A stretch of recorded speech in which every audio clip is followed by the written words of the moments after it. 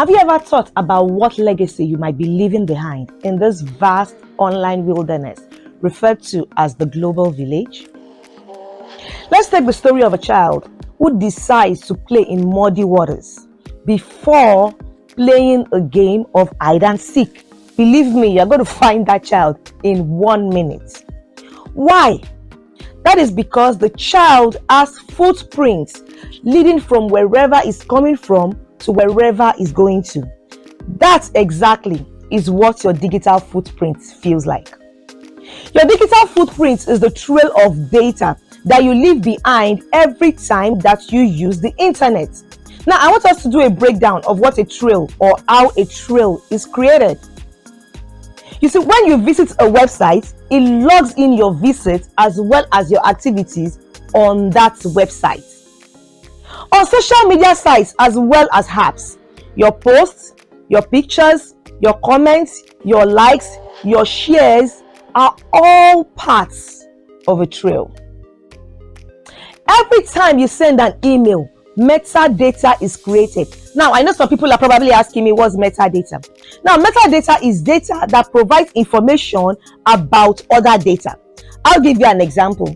The thing with metadata is the fact that they are used to describe, they are used to manage, they are used to organize digital information. So in this case, when you send an email, the metadata that may be included will be the sender's name, the sender's email address, the recipient's name, the recipient's email address, the dates and the time that the email was sent, as well as the date and the time that the email was received. The subject of that email, a message, that is what is called a message ID. Every email has what is referred to as a message ID. It is a unique identifier that identifies the number of the email on the email server. Then at the same time, we're going to have the reply to address, a return part, the information of the email client. Now, I know some people are probably wondering, what's the email client? The email client is the service that you are using to send that email. That's your Outlook, your Gmail, your Yahoo, your AOL, Hotmail. All this are referred to as the email client. Then we have the content type of the email. Is it just a regular plain text? Is it an HTML? Is it a picture? Is it a photo? Is it a video? What is it? Then what kind of attachments were included in that email? That's one of the things I want you to understand about metadata is that even when it is deleted, there is still what we refer to as a trail. And that is the one of the ways by which we analyze emails even when they are deleted, especially when we are doing what is called forensic analysis. Your search history, every time you use a browser, especially Google Chrome, is tracked. When you make an online purchase, your shopping history, your wish list, all of them have a trail. That is why they set up recommendations for you every time that you visit. On mobile apps, your data usage, your activities, and the permissions that you have set also form part of a trail. Now, the last part that forms a trail is what is referred to as your IP address. Your IP address is also a trail. Now, the truth about the IP address is that it is a trail that is used to determine or to track your location wherever you are using the internet from at that point in time. Decides or determines what the IP address looks like. Now, let me explain what an IP address looks like to you. Consider the IP address to be like your home address for your connection to the internet. It's like when you want to send a package to a home, you probably buy something from Amazon and then you are told to put in your shipping location or your mailing address. That is what your IP address looks like. The IP address helps you to send and receive messages, pictures, videos, just like you would receive a package that you have bought from Amazon. So at that point in time, your mailing address on the internet is your IP address. Now, the IP address allows for communication to know where to send those things to effectively. Sometimes it's not necessarily because it's a trail. Sometimes it's just because it is sending information from one end to another end. If Amazon does not have the mailing address where your package is going to be sent to, you will never receive that package.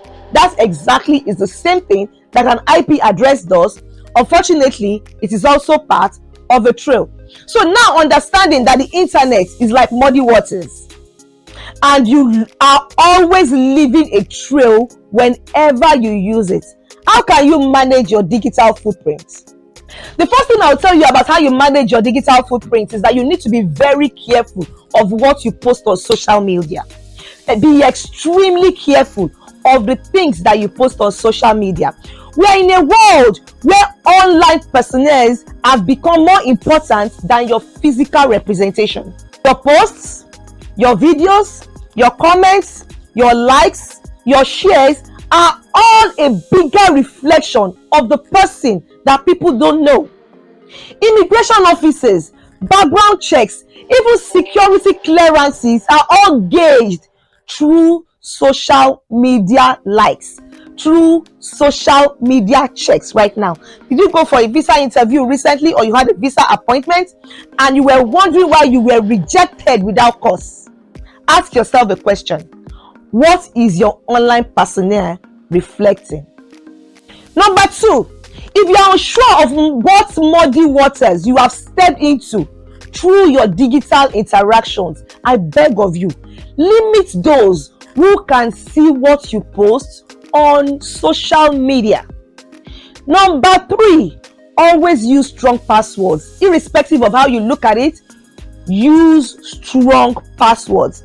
When I talk about strong passwords, I'm not talking of your child's name, I'm not talking of your spouse's name, I'm not talking of their date of birth, I'm not talking of the place in which you were born, I'm not talking of names that can be easily guessed, and I'm not talking of using passwords or 1, 2, 3, 4, 5.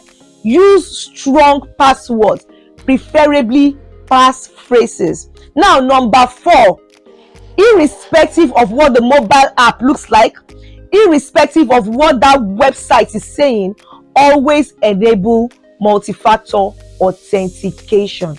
Number five, please always adjust your privacy settings on your apps, especially on social media. When I'm talking of social media, I'm not only talking about things like Facebook, Instagram, I'm also talking of things like WhatsApp, I'm talking of Telegram, I'm talking of, for those that use Dust, I'm talking of Clubhouse, any form of social media activity at this time, even LinkedIn. You need to adjust the privacy settings on that app because you need to limit data sharing. Number six, I want you to form the habit of deleting cookies, your browser history, as well as cleaning out your cache on your browser, irrespective of which browser you are using. If it's probably like every 3 days, if it's going to be like every week, develop that habit of clearing it out because it is still part of a trail. Now let's look at number seven. Always use the incognito mode. I think some people will be wondering, what is incognito mode? That's the private user setting, or what some people will call private browsing, especially when you don't want to leave a trail. When you are doing something that you probably do not want a trail, or I don't want to use the word, it does not necessarily have to be something that is insignificant or something that is not legitimate or illegal. No, if you don't want to leave a trail, especially when it comes to financial transactions, some financial transactions may not allow you to use the incognito mode, but I need you to remember to use the incognito mode when you don't want to leave a trail, and ensure you don't forget to put on the strict tracking prevention tab. A lot of people make that mistake. Just using the incognito mode does not mean some things will still not be seen, but if you put on the strict tracking prevention tab, it ensures that the only people that can actually have access to whatever you are doing at that point in time is your what is called your internet service provider, as well as your organization if you are using an organizational device. Now, number 8, I want you to avoid public Wi-Fi. Avoid public connections, airports, hotels, coffee shops. But if you have to use one, ensure that you use a VPN service. Now, the most important part is not just about using the VPN service, make sure that VPN service is actually effective. I'm not saying do not just use public Wi-Fi's, but ensure that you use a VPN service with it. Now, number 9, always turn off your location tracking when it is not needed, especially on mobile apps. I know so many apps, something like your GPS, something especially things like Waze and stuff like that. You need location tracking. Even for some restaurant apps and stuff like that, you need location tracking. But when these things are not in use, ensure that you turn off location tracking on them. Now, number 10, I want you to develop the habit of regularly reviewing the permissions to check what apps and what websites are tracking your data. Please, for those of you that are constantly using mobile apps on the phone, on the tablet, or your iPad, do a review constantly. Which apps are using what? Which apps, what permissions do they have? Make that an habit. 11, I want you to always use secure websites, especially when you are doing a financial transaction.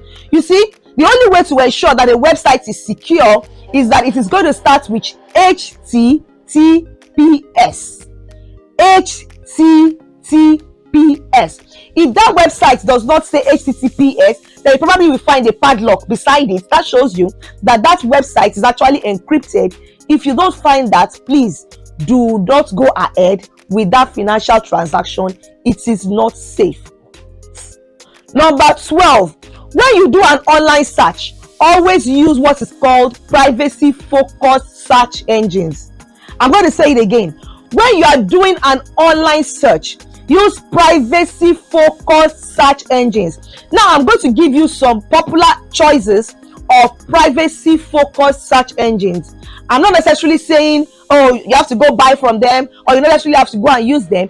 I'm just helping you understand that these have been tested, trusted, and they are regarded as safe choices for privacy focused search engines. Number 1 is DuckDuckGo. Number 2 is Startpage. Number 3, Quant. Number 4, Sax. SEARX. X as in cyclophone. Number 5, Brave Search. Number 6, Mojek. MOJEEK. Now the last one is called Ecosia. ECOSIA. I am not necessarily promoting this site. I am just telling you that they are regarded as privacy focused search engines. For some of them, you may end up having to pay, but like I said, they are popular choices for privacy focused search engines. If you are determined to reduce your trail on the net, you can use some of that. Now, number 13, when making an online payment, endeavor to use a privacy focused payment method if possible. Just try as much as possible to use a privacy focused payment method if possible. Now, let's talk about privacy focused payment methods. The first thing I want you to understand about privacy focused payment methods is that there are different types. Now, the first choice is what is referred to as cryptocurrencies. I know a lot of people have heard about cryptocurrencies, Ethereum, Bitcoins, but I think the most popular choice in this category is what is referred to as Bitcoins. Personally, I am not a fan of Bitcoins, and I'll tell you why. That is because they are highly volatile and they usually lead to massive value fluctuations. So I am very skeptical because I don't want to pay for something at a particular amount only to find out that it has fluctuated or come down or crashed to this particular price, and I cannot buy at the price at which I bought it. Another thing with Bitcoins is the fact that merchants, not all merchants accept them, and it is not everywhere they can be spent. So if you want to use Bitcoins, or you like using Bitcoins, or you love using Bitcoins, it is a very good choice as what is called a privacy focused method of transaction. Now, the second privacy focused method of transaction we are going to be talking about is what is called prepaid cards. Now, let me explain something to you about prepaid cards. There are two forms of methods for prepaid cards. There are some prepaid debit cards, and there are also gift cards. Now, the thing with prepaid credit cards and gift cards is the fact that you still need to pay a transaction fee in order to purchase it. I know some people may be skeptical when it comes to that, but you need to understand that they don't link to bank accounts, so they are a great choice because they help for trailless transactions. Now, let me tell you something very funny. For those of you who like to gamble, for those of you who like to do porn sites and stuff like that, this is a very great choice. Ensure that you don't buy that card with an ATM card, because at that point in time, it no longer becomes trailless. If you are going to be buying it with your debit card, it already forms a trail, because every gift card and every prepaid debit card carries a number that can still be traced. Now, the third form of privacy focused method of payment I'm going to be talking about is what is referred to as a digital wallet. Now, the thing with digital wallets is that they have privacy features, especially when you use Apple Pay and Google Pay. Now, Google Pay and Apple Pay are great choices because they use tokenization. What tokenization means is the fact that your data is actually hidden to a large extent, so your actual card details, they actually change some information on them by adding tokens. So your actual card details or your bank account is not shared.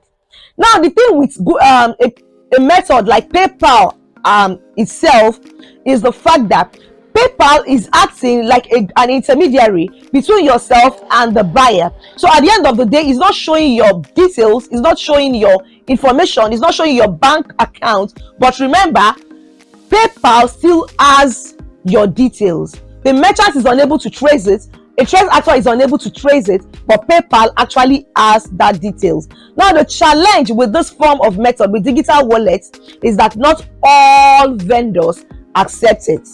Now, the thing with digital wallets again is that they may have what is referred to as minimum purchase requirements. Now, the next form of privacy focused payments I want us to look at is what is referred to as anonymous payment services. This is the one that I love the most. You can try two of these services. There's a service called privacy.com, www.privacy.com. Like I said, I am not marketing any service. I am just telling you things that I have used and it has worked for me. Privacy.com allows you to create virtual cards for online transactions so that your real card details are not revealed. That's the advantage of a site like privacy.com. Now, the next one, it used to be called Blur, but now it is referred to as ironvest.com.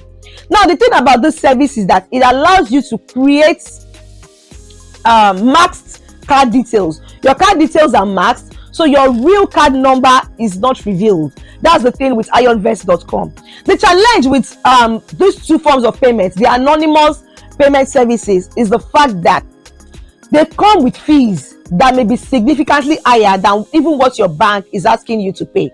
Now, there is another alternative. The other alternative is that some banks are now giving out what is referred to, are providing what is referred to as virtual card numbers for their credit cards. I know Capital One does that for those of you that are in the United States. I also know that Chase does that for those of you that are in the United States. But the thing is that if your bank offers virtual credit card or virtual card numbers, you still need to understand that even though they are offering virtual card numbers, the only thing that is hidden is your card number. Your address is still seen. But the truth is, it is a service you should take advantage of rather than go pay anonymous payment services. The last option for privacy focused payment methods is cash. Almighty cash. Now, this is actually the best form of payment for in-person transactions because digital trades are never left, irrespective of how you look at it. Except the bills are marked, no digital trail is left. But the thing with it is that it has what is called a high risk. Now, the high risk with cash is the fact that there may be a risk of theft. And another problem is the fact that it is difficult to prove that payment was made if a dispute arises. with a good understanding of what your digital footprint may look like, and a high level of awareness to keep yourself safe, your online safety should be assured. If you have any questions or you want to know more, please send me a message at connect@dorcasakintadeCom. I'll see you in the next video.